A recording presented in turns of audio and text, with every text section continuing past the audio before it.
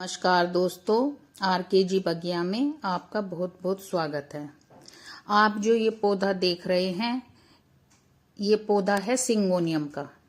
Syngonium के बारे में आज आपको कैसे इसे रिपोर्ट करना है, कैसे इसको पानी डालना है, कैसे इसको धूप छांव देनी है और कहाँ पे इसको रखना है, इसकी पूरी जो केयर होती है उसके बारे में मैं आपको आज पूरी जानकारी दूंगी। सिंगोनियम पत्ते वाला पौधा होता है और इसकी पत्तियां बहुत ही खूबसूरत लगती हैं। इसको आप नर्सरी से लेके आएंगे तो ये 40-50 रुपए का आपको मिल जाएगा। बहुत महंगा पौधा नहीं है। और अगर आपके आसपास में किसी के यहाँ पे सिंगोनियम पौधा है तो वहां से आप एक छोटी सी कटिंग ले आए तो भी ये बहुत अच्छे से चलता रहेगा। सिंगोनियम मतलब आफत मोल लेना, ये कह सकते हैं। इसको अगर आप एक बार घर में ले आए तो आप इसको रखते रखते परेशान हो जाएंगे। ये इतना ज्यादा मल्टीप्लाई होता है और इस तरह से बहुत ही ज्यादा घना हो जाता है। मैं भी इसकी कटिंग ही लेके किसी के घर से आई थी, मैं नर्सरी से नहीं लाई हूं। अभी ये मेरे पास पोट भरा हुआ है। आप चाहें तो जब इसको रिपोर्ट करें तो इसमें से कई सारे पौधे तैयार कर सकते हैं। जो इसके पौधे होते हैं, ये पिंक सिंगोनियम है। इसकी दो वैरायटी होती हैं। पिंक वाला जो है, ऊपर से इसकी पत्ती पिंक होती है लेकिन नीचे से ग्रीन होती हैं। इसकी पिंक है और इसकी जो है ग्रीन है। इस तरह से इसकी दो वैरायटी होती हैं। पिंक सिंगोनियम सर्दियों में तो इसकी जो पत्तियां ऊपर से पिंक है वो भी ग्रीन दिखनी शुरू हो जाती हैं, लेकिन जैसे जैसे अब गर्मियां आएंगी तो ये अच्छे से इसकी जो पत्तियां हैं चलेंगी। मैंने इसको बांध रखा है और इसके भी काफी पौधे तैयार हो गए हैं। पिंक सिंगोनियम को बहुत ज्यादा धूप की जरूरत नहीं है। इसको तो बिल्कुल ही छन के धूप मिलेगी तो आपको इस तरह से इसकी सुंदरता देखने को मिलेगी। अगर इसको थोड़ी ज्यादा धूप दे दी तो इसका ऊपर का पत्ता भी ग्रीन होना शुरू हो जाएगा। इस चीज का हमेशा ध्यान रखें। मैंने इनको 3 पोट दिए हुए हैं। कुछ पौधे मैंने पानी में भी लगा रखे हैं। पानी में भी बड़ी आसानी से ग्रो हो जाता है। कटिंग करके आप पानी में डाल दें तो बहुत अच्छे से चलना शुरू हो जाएगा।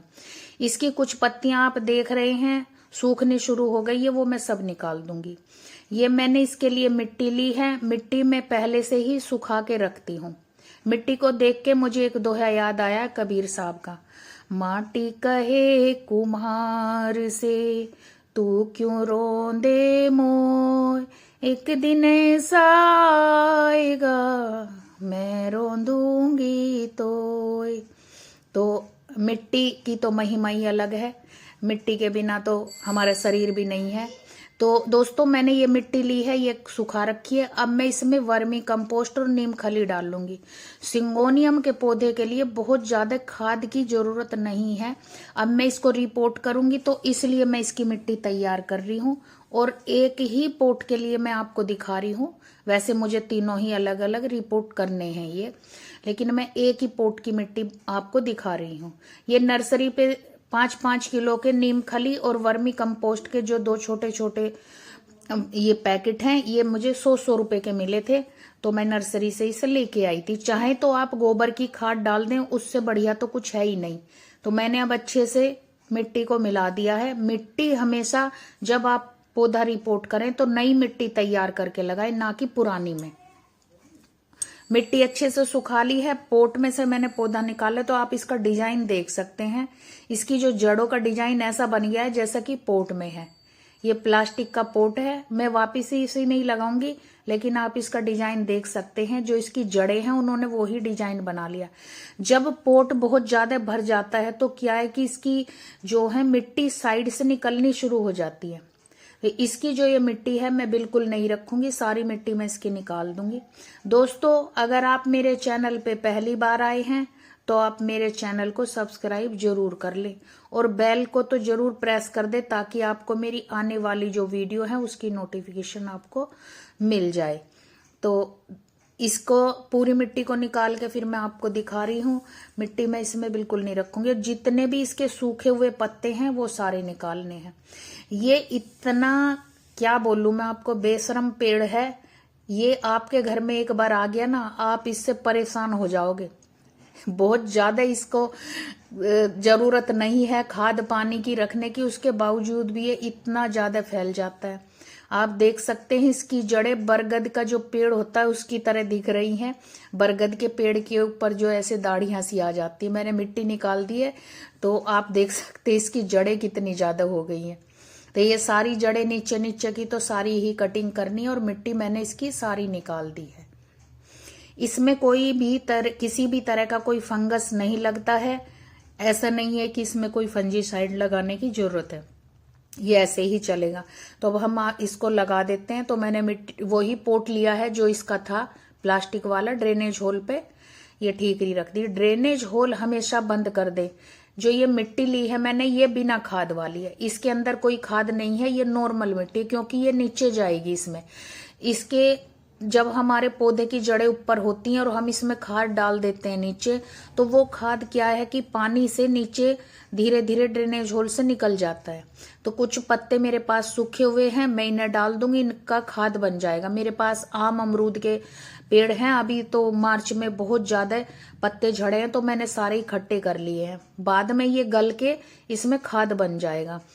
तो इस तरह से सूखे पत्ते जो भी आपके पौधे के झड़े हैं उनको फेंक के ना इसी तरह से आप काम में ले सकते हैं। और अब जो मिट्टी है ये वो है जो मैंने खाद डाल के तैयार करी है। तो नीचे की मिट्टी नॉर्मल रखनी है और ऊपर की मिट्टी आपको खाद वाली रखनी है। सिंगोनियम के पौधे में साल में सिर्फ आप 2 बार खाद दें। रोज रोज खाद देने की इसको बिल्कुल जरूरत नहीं है। साल में 2 बार खाद देंगे तो बहुत अच्छे से ये चलता रहेगा। सिंगोनियम जो पौधा होता है, बस इसको रखना है आपको छाया में। छाया में ऐसी जगह रखें जहां इसको छन के ही धूप मिले। कोशिश तो ये रहे छन के ही धूप मिले। मिट्टी मैंने आपको बता दी इसके लिए बिल्कुल तैयार कैसे करनी है। रखने का मैंने आपको बता दिया, इसको छाया में रखना है जहां इसको छन के धूप मिले। पानी मैंने इसके पोट में भर दिया है। तो अब पानी की भी बात कर लेते। पानी इसमें जब डालें जब इसकी मिट्टी 1 इंच तक सूख जाए। ऐसा नहीं कि पोट में मिट्टी भरी रहे और पानी भी भरा रहे। और ड्रेनेज होल का ध्यान रखें, कई बार क्या होता है ड्रेनेज होल के साथ भी मिट्टी चिपक के पानी निकलना बंद हो जाता है, तो उससे क्या होता है जड़ें गलनी शुरू हो जाती हैं। तो ये ध्यान रखना होता है पौधे का कि मिट्टी जब हमने इसमें भरी है, आज हम इसमें पानी इतना डाल लेंगे ताकि इसके ड्रेनेज होल से पानी बाहर आ जाए और हमें पता लग जाए कि हमने जो ठीकरी लगाई है वो अच्छे से लग गई है। पानी का इस तरह से ध्यान रखना, 1 इंच तक मिट्टी सूखे तो ही देना है। धूप इसको छन के मिले। खाद इसमें साल में 2 बार डालना है। नर्सरी से लाने की जरूरत नहीं है, अगर आपको ऐसे ही कहीं मिल जाता है तो वहीं से ला के लगा लें। दोस्तों बहुत ही प्यारा पौधा है, मैंने आपको इसकी सारी बात बता दी है। और ये बहुत छोटी सी एक कटिंग है, ये भी मैं इसमें लगा रही हूँ। इस तरह से ये बहुत ज्यादा मल्टीप्लाई होता है। थोड़ी थोड़ी देर में इसको, थोड़े थोड़े दिन में इसको आप देखेंगे तो नीचे से आप कोई भी कटिंग लेके दूसरे पोट में लगा सकते हैं। पानी में बड़ी आसानी से लग जाती है। तो मैंने ये रिपोर्ट कर दिया। इसके पोट चेंज करे हैं, जो दूसरे वाले पौधे थे इनके दोनों के मैंने पोट चेंज कर दिए हैं। दोस्तों अगर आपको मेरी वीडियो अच्छी लगी है तो कमेंट करके जरूर बताएं। और आप मेरी वीडियो किस राज्य से देख रहे हैं। तो इन पौधे में से मैंने एक कटिंग अलग रख ली है, इसको मैं या दूसरे पोट में या पानी में लगा दूंगी। और बाकी मैंने ये सारा जैसा था वैसे के वैसे ही लगा दिया है। इसकी जो सूखी पत्तियां थी वो मैंने सारी निकाल दी हैं, बाकी ऐसे ही इसको लगा दिया है।